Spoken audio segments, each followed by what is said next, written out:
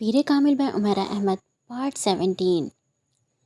سالار نے نیند میں اپنے موبائل کی بیپ سنی تھی۔ جب لگاتار فون بجتا رہا تو اس نے آنکھیں کھول دیں اور قدرے ناگواری کے عالم میں بیڈ سائڈ ٹیبل پر ٹٹولتے ہوئے موبائل اٹھایا۔ ہیلو، امیمہ نے سالار کی آواز پہچان لی تھی۔ وہ فوری طور پر کچھ بول نہیں سکی۔ ہیلو، اس کی خوابیدہ آواز دوبارہ سنائی دی۔ سالار، اس نے اس کا نام لیا۔ بول رہا ہوں، اس نے اسی خوابیدہ آواز میں کہا۔ میں امیمہ بول رہی ہوں، وہ کہنے والا تھا۔ کون امیمہ؟ میں کسی امیمہ کو نہیں جانتا، مگر اس کے دماغ نے کرنٹ کی طرح اسے سگنل دیا۔ اس نے بے اختیار آنکھیں کھول دیں۔ وہ نام کے ساتھ اس کی آواز کو بھی پہچان چکا تھا۔ میں وسیم کی بہن بول رہی ہوں۔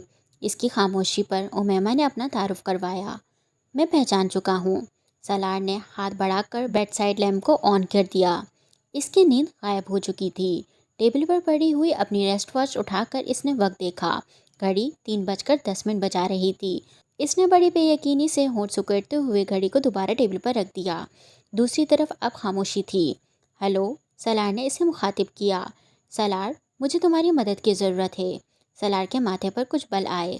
میں نے ایک بار تمہاری زندگی بچائی تھی، اب میں چاہتی ہوں تم میری زندگی بچاؤ۔ وہ کچھ نہ سمجھنے والے انداز میں اس کی بات سنتا رہا۔ میں لاہور میں کسی سے رابطہ کرنا چاہتی ہوں، مگر کر نہیں پا رہی۔ کیوں؟ وہاں سے کوئی فون نہیں اٹھا رہا۔ تم رات کے اس وقت؟ امیمہ نے اس کی بات کاٹ دی۔ پلیز، اس وقت صرف میری بات سنو۔ میں دن کے وقت فون نہیں کر سکتی اور شاید کل رات کو بھی نہ کر سکوں۔ میرے گھر والے مجھے فون نہیں دیں گے۔ میں چاہتی ہوں تم ایک ایڈریس اور فون نمبر نوٹ کر لو اور اس پر ایک آدمی سے کانٹیکٹ کرو۔ اس کا نام جلال انصر ہے۔ تم اس سے صرف یہ پوچھ کر بتا دو کہ میرے فرینڈس نے یہاں میری شادی طے کر دی ہے اور وہ مجھے اب شادی کے بغیر لاہور نہیں آنے دیں گے۔ سالار کو اچانک اس سارے معاملے سے دلچسپی پیدا ہونے لگی۔ کمبل کو اپنے گھٹنوں سے اوپر تک کھینچتے ہوئے وہ امیمہ کی بات سنتا رہا۔ وہ ایک ایڈریس اور فون نمبر دہرا رہی تھی۔ سالار نے اس نمبر اور ایڈریس کو نوٹ نہیں کیا۔ اس کی ضرورت ہی نہیں تھی۔ اس نے پوچھا، اور اگر میرے فون کرنے پر بھی کسی نے فون نہیں اٹھایا تو؟ جب وہ خاموش ہو گئی تو اس نے پوچھا۔ دوسری طرف لمبی خاموشی رہی۔ پھر امیمہ نے کہا، تم لاہور جا کر اس آدمی سے مل سکتے ہو پلیز؟ یہ میرے لیے بہت ضروری ہے۔ اس بار امیمہ کی آواز ملتجائیانہ تھی۔ اور اگر اس نے پوچھا کہ میں کون ہوں تو؟ تم جو چاہے اسے بتا دینا، مجھے اس سے دلچسپی نہیں ہے۔ میں صرف اس مصیبت سے چھٹکارا چاہتی ہوں۔ کیا یہ بہتر نہیں ہے کہ تم اس آدمی سے خود بات کرو؟ سالار نے کچھ سوچتے ہوئے کہا۔ میں تمہیں بتا چکی ہوں کہ شاید مجھے دوبارہ فون کا موقع نہ ملے، اور فی الحال تو وہ آدمی ریسیو ہی نہیں کر رہا۔ سالار نے اس کی بات کے جواب میں کچھ نہیں کہا اور اس نے مایوسی کے عالم میں مزید کچھ کہے بغیر فون رکھ دیا۔ سالار موبائل بند کرنے کے بعد کچھ دیر اسے ہاتھ میں لے کر بیٹھا رہا۔ جلال انصر، امیمہ ہاشم، رابطہ، پیرنٹس سے بات، زبردستی کی شادی۔ اس نے وہاں بیٹھے بیٹھے اس جگسا پزل کے ٹکڑوں کو جوڑنا شروع کر دیا۔ اس نے امیمہ سے جلال کے بارے میں پوچھا نہیں تھا کہ اس سے امیمہ کا تعلق کس طرح کا ہو سکتا تھا۔ وہ اپنی داہنی ٹانگ ہلاتے ہوئے ان دونوں کے بارے میں سوچتا رہا۔ اسے یہ صورتحال خاصی دلچسپ محسوس ہو رہی تھی کہ امیمہ جیسی لڑکی اس طرح کی کسی افیئر میں انوالو ہو سکتی تھی۔ وہ اپنے لیے اس کے ناپسندیدگی سے بھی واقف تھا اور اسے یہ بات بھی حیران کر رہی تھی کہ اس کے باوجود وہ اس سے مدد مانگ رہی تھی۔ یہ کیا کر رہی ہیں خاتون؟ مجھے استعمال کرنے کی کوشش یا پھنسانے کی کوشش؟ اس نے دلچسپی سے سوچا۔ کمبل اپنے سینے تک کھینچتے ہوئے آنکھ بند کر لی، مگر نیند اس کی آنکھوں سے مکمل طور پر دور تھی۔ وہ پچھلے کئی سالوں سے وسیم اور اس کے گھر والوں کو جانتا تھا۔ وہ امیمہ کو بھی سرسری طور پر دیکھ چکا تھا، مگر ان ملاقاتوں میں اس نے امیمہ پر کبھی غور نہیں کیا تھا۔ وہ اس کے بارے میں زیادہ کچھ نہیں جانتا تھا۔ اس کے اپنے گھر والوں کے برعکس وسیم کا گھرانہ خاصا روایت پرست تھا اور وہ بھی اس طرح کھلے عام ان کے گھر نہیں جا سکا جس طرح وہ اپنے دوسرے دوستوں کے گھروں میں جاتا تھا، مگر اس نے اس بات پر بھی کبھی غور و خوض نہیں کیا تھا۔ اس کا خیال تھا کہ ہر خاندان کا اپنا ماحول اور روایت ہوتی ہیں، اسی طرح وسیم کے خاندان کی بھی اپنی روایت تھی۔ اسے امیمہ کے موڈ اور ٹیمپرامنٹ کا تھوڑا اندازہ تھا، مگر اس طرح اچانک امیمہ کی کال وصول کر کے وہ اس حیرت کے جھٹکے سے سنبھل نہیں پا رہا تھا جو اسے لگا تھا۔ جب وہ کافی دیر تک سونے میں کامیاب نہیں ہوا تو وہ کچھ جھنجھلا گیا۔ To hell with Umaima and all the rest, بھاڑ میں جائے امیمہ اور یہ سارا قصہ، وہ بڑبڑایا اور کروٹ لے کر اس نے تکیہ اپنے چہرے کے اوپر رکھ دیا۔ उमैमा अपने कमरे में आकर भी इसी तरह बैठी रही। इसे अपने पीठ में गिरहें पड़ती हुई महसूस हो रही थी। सिर्फ चंद घंटों में सब कुछ बदल गया था। वो पूरी रात सो नहीं सकी। सुबह वो नाश्ते के लिए बाहर नहीं आई। इसकी भूख एकदम जैसे गायब हो गई थी। 10 साढ़े 10 बजे के करीब इसने पोर्च में कुछ गाड़ियों के स्टार्ट होने और जाने की आवाज़ें सुनी। वो जानती थी इस वक्त हाशिम मुबीन और इसके बड़े भाई ऑफिस चले जाते थे और इसे इनके ऑफिस जाने का इंतज़ार था। इनके जाने के आधे घंटे बाद वो अपने कमरे से बाहर आई। लॉन्च में इसकी अम्मी और भाभी बैठी हुई थी। वो खामोशी से फ़ोन के पास चली गई। इसने फ़ोन का रिसीवर उठाने के लिए हाथ बढ़ाया ही था कि इसे अपनी अम्मी की आवाज़ सुनाई दी। तुम्हारे पापा कह कर गए हैं कि तुम कहीं फ़ोन नहीं करोगी। इसने गर्दन मोड़कर अपनी अम्मी को देखा। मैं असजद को फ़ोन कर रही हूँ। किस लिए? मैं इससे बात करना चाहती हूँ। वही फजूल बातें जो तुम रात कर रही थी, माँ ने तेज़ लहजे में कहा। मैं आपके सामने बात कर रही हूँ, आप मुझे बात करने दें। अगर मैंने कोई गलत बात की तो आप फ़ोन बंद कर सकती हैं, इसने पुरसकून अंदाज में कहा। और शायद ये इसका अंदाज ही था जिसने सलमा को कुछ मुतमईन कर दिया। उमैमा ने नंबर डायल किया मगर वो असजद को फ़ोन नहीं कर रही थी। चंद बार बेल बजने के बाद दूसरी तरफ फ़ोन उठा लिया गया। फ़ोन उठाने वाला जलाल ही था। खुशी की एक लहर उमैमा के अंदर से गुजर गई। हेलो, मैं उमैमा बोल रही हूँ, इसने जलाल का नाम लिए बगैर एतमाद से कहा। तुम बताए बगैर इस्लामाबाद क्यों चली गई? मैं कल तुमसे मिलने हॉस्टल गया था, जलाल ने कहा। मैं इस्लामाबाद आई हूँ असजद, उमैमा ने कहा। असजद, दूसरी तरफ से जलाल की आवाज़ आई। तुम किससे कह रही हो? मुझे बाबा ने रात ही बताया कि मेरी शादी की तारीख तय हो गई है। उमैमा, जलाल को जैसे एक करंट लगा। शादी की तारीख? उमैमा इसकी बात सुने बगैर इसी पुरसकून अंदाज में बोलती रही। मैं जानना चाहती हूँ कि तुमने अपने पेरेंट्स से बात की है? उमैमा, मैं अभी बात नहीं कर सका। तो फिर तुम बात करो। मैं तुम्हारे अलावा किसी दूसरे से शादी नहीं कर सकती, ये तुम जानते हो। मगर मैं इस तरह की शादी नहीं करूँगी। तुम अपने पेरेंट्स से बात करो और फिर मुझे बताओ कि वो क्या कहते हैं। उमैमा, क्या तुम्हारे पास कोई है? जलाल के जहन में अचानक एक झमका सा हुआ। हाँ, इसलिए तुम मुझे असजद कह रही हो? हाँ, मैं अपने पेरेंट्स से बात करता हूँ। तुम मुझे दोबारा रिंग कब करोगी? तुम मुझे बता दो कि मैं तुम्हें कब दोबारा रिंग करूँ। कल फ़ोन कर लो। तुम्हारी शादी की तारीख कब तय की गई है? जलाल की आवाज़ में परेशानी थी। ये मुझे नहीं पता, उमैमा ने कहा। ठीक है उमैमा, मैं आज ही अपने पेरेंट्स से बात करता हूँ और तुम परेशान मत होना, सब ठीक हो जाएगा। इसने उमैमा को तसल्ली देते हुए फ़ोन बंद कर दिया। उमैमा ने शुक्र अदा किया। इसकी भाभी या अम्मी को ये शक नहीं हो सका कि वो इज्जत से नहीं किसी और से बात कर रही थी।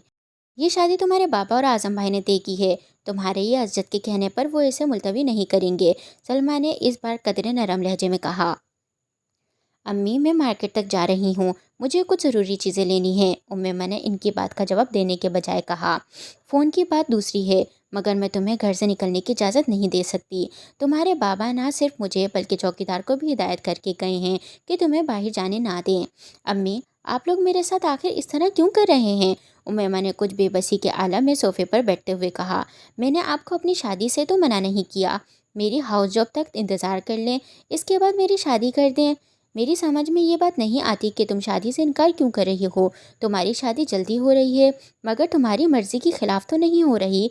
इस पर इसकी भाभी ने इसे समझाने की कोशिश की। खामखा कल रात से पूरा घर टेंशन का शिकार है और मैं तो तुम्हें देखकर हैरान हूँ कि तुम तो कभी भी इस तरह की ज़िद नहीं करती थी। फिर अब क्या हो गया है तुम्हें? जब से तुम लाहौर गई हो बहुत अजीब हो गई हो और हमारे चाहने से वैसे भी कुछ नहीं होगा। मैंने तुम्हें बताया है, तुम्हारे बाबा ने तय किया है ये सब कुछ। आप इन्हें समझा तो सकती थी। उमैमा ने सलमा की बात पर एहतजाज किया। किस बात पर? समझाती तो तब अगर मुझे कोई बात काबिल एतराज़ लगती, और मुझे कोई बात काबिल एतराज़ नहीं लगी, सलमा ने बड़े आराम से कहा। उमैमा गुस्से के आलम में वहाँ से उठकर अपने कमरे में आ गई। सलार सुबह खिलाफ मामूल देर से उठा। घड़ी देखते हुए इसने कॉलेज ना जाने का फ़ैसला किया। सिकंदर और तैयबा कराची गए हुए थे और वो घर पर अकेला ही था।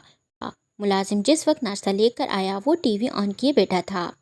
ज़रा नासरा को अंदर भेजना, इसे मुलाजिम को देखकर कुछ याद आया। इसके जाने के चंद मिनट बाद नासरा अंदर दाखिल हुई। जी साहब, आपने बुलाया? उधेड़ उमर मुलाजमा ने अंदर दाखिल होते हुए इससे कहा। हाँ, मैंने बुलाया है, तुमसे एक काम करवाना है, सलार ने टीवी का चैनल बदलते हुए कहा। नासरा, तुम्हारी बेटी वसीम के घर काम करती है ना? सलार अब रिमोट रखकर इसकी तरफ मुतवज्जा हुआ। हाशिम साहब के घर? नासरा ने कहा। हाँ, इन्हीं के घर। हाँ जी करती है वो, कुछ हैरान होकर इसका मुंह देखने लगी। किस वक्त जाती है वो इनके घर? इस वक्त इनके घर पर ही है। क्या हुआ है सलार साहब? नासरा अब कुछ परेशान नजर आने लगी। कुछ नहीं, मैं सिर्फ ये चाहता हूँ कि तुम इसके पास जाओ, ये मोबाइल इसे दो और इससे कहो कि ये उमैमा को दे दे। सलार ने बड़े लापरवाह अंदाज में अपना मोबाइल उठाकर इसकी तरफ बढ़ाया। नासरा हक्का बक्का रह गई। मैं आपकी बात नहीं समझी। ये मोबाइल अपनी बेटी को दो और इससे कहो कि किसी को बताए बगैर ये उमैमा तक पहुंचा दे। मगर क्यों? ये जानना तुम्हारे लिए ज़रूरी नहीं है। तुम्हें जो कहा है वही करो। सालार ने नागवारी के आलम में इसे झिड़का। लेकिन अगर किसी को वहाँ पता चल गया तो? नासरा की बात को इसने दरस्ती से काट दिया। किसी को पता तब चलेगा जब तुम अपना मुंह खोलोगी, और तुम अपना मुंह खोलोगी तो सिर्फ तुम्हें और तुम्हारी बेटी को नुकसान होगा और किसी को नहीं। लेकिन अगर तुम अपना मुंह बंद रखोगी तो ना सिर्फ किसी को पता नहीं चलेगा बल्कि तुम्हें भी खासा फ़ायदा होगा। नासरा ने इस बार कुछ कहे बगैर खामोशी से मोबाइल पकड़ लिया। मैं फिर कह रहा हूँ, किसी को इस मोबाइल के बारे में पता नहीं चलना चाहिए। वो अपना वॉलेट निकाल रहा था। नासरा सर हिलाते हुए जाने लगी। एक मिनट ठहरो, सलार ने इसे रोका। वो अब अपने वॉलेट से कुछ करेंसी नोट निकाल रहा था। ये ले लो। इसने इन्हें नासरा की तरफ बढ़ा दिए। नासरा ने हल्की सी मुस्कुराहट के साथ वो नोट पकड़ लिए। वो जिन घरों में काम करती रही थी वहाँ के बच्चों के ऐसे बहुत से राजों से वाकिफ़ थी। इसे भी पैसे कमाने का मौका मिल गया था। इसने फ़ौरन यही अंदाज़ा लगाया था कि उमैमा और सलार का चक्कर चल रहा था और ये मोबाइल वो तोहफ़ा था जो इसे उमैमा को देना था। मगर इसे हैरानी इस बात पर हो रही थी कि इस सब का इसे पहले क्यों नहीं पता चला। और फिर उमैमा, इसकी तो शादी हो रही थी, फिर वो क्यों इस तरह की हरकतें कर रही थी? और देखो ज़रा मुझे, मैं उमैमा बीबी को कितना सीधा समझती रही। नासरा को अब अपनी बेखबरी पर अफसोस हो रहा था। अब्बू, मैं आपसे एक बात करना चाहता हूँ। जलाल रात को अपने कमरे में चला आया। इसके वालिद इस वक्त अपनी एक फ़ाइल देखने में मसरूफ़ थे। हाँ, आओ, क्या बात है? उन्होंने जलाल को देखते हुए कहा। वो इनके पास एक कुर्सी पर बैठ गया। कुछ देर वो इसी तरह खामोश बैठा रहा। इसके वालिद ने गौर से इसका चेहरा देखा। इन्हें यह अंदाज़ा हो गया था कि वो कुछ परेशान है। इन्हें एकदम तशवीश होने लगी। अब्बू, मैं शादी करना चाहता हूँ, जलाल ने किसी तमहीद के बगैर कहा। क्या? अंसर जावेद को इसके मुंह से इस जुमले की तवक्को नहीं थी। तुम क्या करना चाहते हो? मैं शादी करना चाहता हूँ। ये फैसला तुमने एकदम कैसे कर लिया? कल तक तो तुम बाहर जाने की तैयारियों में मसरूफ़ थे और अब आज तुम शादी का जिक्र लेकर बैठ गए हो। अंसर जावेद मुस्कुराए। बस मामला ही कुछ ऐसा है, मुझे आपसे बात करनी पड़ रही है। अंसर जावेद संजीदा हो गए। आपने ज़ैनब की दोस्त उमैमा को देखा है? इसने चंद लम्हों के तवक़्क़ुफ़ के बाद कहा। हाँ, तुम इसमें इंटरेस्टेड हो? अंसर जावेद ने फ़ौरन अंदाज़ा लगा लिया। जलाल ने इस बात में सर हिला दिया। मगर वो लोग तो बहुत अमीर हैं। इसका बाप बड़ा सनतकार है और वो मुसलमान भी नहीं है। अंसर जावेद का लहजा बदल चुका था। अब्बू, वो इस्लाम कबूल कर चुकी है। इसकी फैमिली कादियानी है। जलाल ने वजाहत की। इसके घर वालों को पता है? नहीं। तुम्हारा ख्याल है कि वो ये प्रपोज़ल कबूल कर लेंगे? अंसर जावेद ने चुपते हुए लहजे में पूछा। अब्बू, इसकी फैमिली की इजाज़त की ज़रूरत नहीं है। इन लोगों की इजाज़त के बगैर हम शादी करना चाहते हैं। तुम्हारा दिमाग ठीक है? इस बार अंसर जावेद ने बुलंद आवाज़ में कहा। मैं तुम्हें किसी हालत में इजाज़त नहीं दे सकता। जलाल का चेहरा उतर गया। अब्बू, मेरी इसके साथ कमिटमेंट है, इसने मध्यम आवाज़ में कहा। मुझसे पूछकर कमिटमेंट नहीं की थी तुमने? और इस उम्र में बहुत सारी कमिटमेंट्स होती रहती हैं। इसका ये मतलब नहीं होता कि बंदा अपनी ज़िंदगी ख़राब कर ले। इन्हें अपने पीछे लगाकर हम सब बर्बाद हो जाएंगे। अब्बू, मैं खुफिया तौर पर शादी कर लेता हूँ। किसी को बताएंगे नहीं तो कुछ भी नहीं होगा। और अगर पता चल गया तो? मैं वैसे भी तुम्हारी तालीम के मुकम्मल होने तक तुम्हारी शादी नहीं करना चाहता। अभी तुम्हें बहुत कुछ करना है। अब्बू प्लीज़, मैं इसके अलावा किसी और से शादी नहीं कर सकता। जलाल ने मध्यम आवाज़ में अपनी बात पर जोर देते हुए कहा। अच्छा, ऐसा है तो तुम इससे कहो कि वो अपने वालिदैन से इस सिलसिले में बात करे। अगर इसके वालिदैन मान जाते हैं तो मैं तुम दोनों की शादी करवा दूंगा। उन्होंने तेज़ मगर हतमी लहजे में कहा। मगर मैं तुम्हारी शादी किसी ऐसी लड़की से कतई नहीं करवाऊंगा जो अपने घर वालों की मर्ज़ी के ख़िलाफ़ तुमसे शादी करना चाहे। अब्बू, आप इसका मसला समझें। वो बुरी लड़की नहीं है, वो बहुत अच्छी लड़की है। बस वो किसी मुसलमान से शादी करना चाहती है जिस पर इसके घर वाले राज़ी नहीं होंगे। जलाल ने दानिस्ता तौर पर असजद और इसकी मंगनी का जिक्र गोल कर दिया। मुझे किसी दूसरे के मसाइल से कोई दिलचस्पी नहीं है और तुम्हें भी नहीं होनी चाहिए। ये उमैमा का मसला है, वो जाने। तुम अपने काम से काम रखो, अपने मुस्तकबिल के बारे में सोचो। अंसर जावेद ने दो टोक अंदाज में कहा। अब्बू प्लीज़ मेरी बात समझें, इसको मदद की ज़रूरत है। बहुत से लोगों को मदद की ज़रूरत होती है, तुम किस किस की मदद करोगे? और ऐसे भी हमारे और इनके स्टेटस में इतना फ़र्क है कि इनसे कोई दुश्मनी या मुखालफत मोल लेना हमारे बस की बात नहीं, समझे तुम? और फिर मैं एक गैर मुस्लिम लड़की से तुम्हारी शादी करके अपने ख़ानदान वालों को सामना कैसे करूँगा? अब्बू वो मुसलमान हो चुकी है, मैंने आपको बताया है, जलाल ने झुंझला कर कहा। 4 मुलाकातों में वो तुमसे इतनी मुतासिर हो गई कि इसने इस्लाम कबूल कर लिया। अब्बू इसने मुझे मिलने से पहले इस्लाम कबूल कर लिया था। तुमने इस्लाम कबूल करते देखा था इसे? मैं इससे मज़हब के बारे में तफसीलन बात करता रहा हूँ। मैं जानता हूँ कि वो इस्लाम कबूल कर चुकी है। बिलफ़र्ज़ वो ऐसा कर भी चुकी है, तो फिर इसे अपने मसाइल से खुद निपटना चाहिए, तुम्हें बीच में नहीं घसीटना चाहिए। अपने वालिदैन से दो टूक बात करे, इन्हें बताए कि वो तुमसे शादी करना चाहती है, फिर मैं और तुम्हारी अम्मी देखेंगे कि हम क्या कर सकते हैं। देखो जलाल, अगर इसका ख़ानदान अपनी मर्ज़ी और खुशी के साथ इससे तुम्हारी शादी कर देने पर तैयार होता है तो मैं बाखुशी इसे कबूल कर लूँगा, मगर किसी बेनाम व निशान लड़की से मैं तुम्हारी शादी नहीं करूँगा। मुझे इस माशरे में रहना है, लोगों को मुँह दिखाना है। बहू के ख़ानदान के बारे में क्या कहूँगा मैं किसी से? ये कि वो घर छोड़कर आई है और इसने अपनी मर्ज़ी से मेरे बेटे से शादी कर ली है। अब्बू, ये हमारा मजहबी फ़रीज़ा है कि हम इसकी मदद करें। और अंसर जावेद ने तलख़ी से इसकी बात काट दी। मज़हब को बीच में मत लेकर आओ, हर चीज़ में मज़हब की शिरकत ज़रूरी नहीं होती। सिर्फ तुम ही ये मजहबी फ़राइज़ा अदा करने वाले रह गए हो, बाकी सारे मुसलमान मर गए हैं। अब्बू, इसने मुझसे मदद मांगी है, मैं इसलिए कह रहा हूँ। बेटा, यहाँ बात मदद की या मज़हब की नहीं है, यहाँ सिर्फ ज़मीनी हक़ाइक़ को देखने की ज़रूरत है। बहुत अच्छी बात है कि तुम्हें मदद का जज्बा है और तुम्हें अपने मजहबी फ़राइज़ का एहसास है, मगर इंसान पर कुछ हक़ इसके वालिदैन का भी होता है और ये हक़ भी मज़हब ने ही फ़र्ज़ किया है। और इस हक़ के तहत मैं चाहता हूँ कि तुम इसके ख़ानदान की मर्ज़ी के बगैर इससे शादी ना करो। फ़र्ज़ करो तुम इससे शादी कर भी लेते हो तो क्या होगा? तुम चंद माह में अमेरिका होगे और वो यहाँ घर बैठी होगी। मेरे पास इतना पैसा नहीं है कि मैं तुम चारों की तालीम पर खर्च करूं, और इसकी तालीम पर भी तुम अच्छी तरह जानते हो कि तुम पर मेरा कितना पैसा खर्च हो रहा है। तो वो डॉक्टर तो नहीं बनेगी। यहाँ घर में कितने साल तुम इसे बिठा सकते हो? और अगर इसके ख़ानदान ने तुम पर या हम पर केस कर दिया तो इस सूरत में तुम भी पाबंद होकर रह जाओगे और मैं भी। तुम अपनी बहन का एहसास होना चाहिए। तुम ये चाहते हो कि इस उम्र में मैं जेल चला जाऊं, और शायद तुम भी। जलाल कुछ बोल नहीं सका। इन चीज़ों के बारे में इतना जज्बाती होकर नहीं सोचना चाहिए। मैंने तुम्हें रास्ता बता दिया है, इससे कहो अपने वालिदैन से बात करके इन्हें रजामंद करे। हो सकता है वो रजामंद हो जाएं, फिर मुझे क्या एतराज़ होगा तुम दोनों की शादी पर। लेकिन अगर वो ये नहीं करती तो फिर इससे कहो कि वो किसी और से शादी कर ले, और तुम ठंडे दिल से सोचो, तुम्हें खुद पता चल जाएगा कि तुम्हारा फैसला कितना नुकसानदाह है। अंसर जावेद ने आखिरी कील ठोकी। नॉवेल अभी जारी है। अगर आपको पसंद है हमें कमेंट सेक्शन में ज़रूर बताएं, हमारे चैनल को सब्सक्राइब करें। शुक्रिया।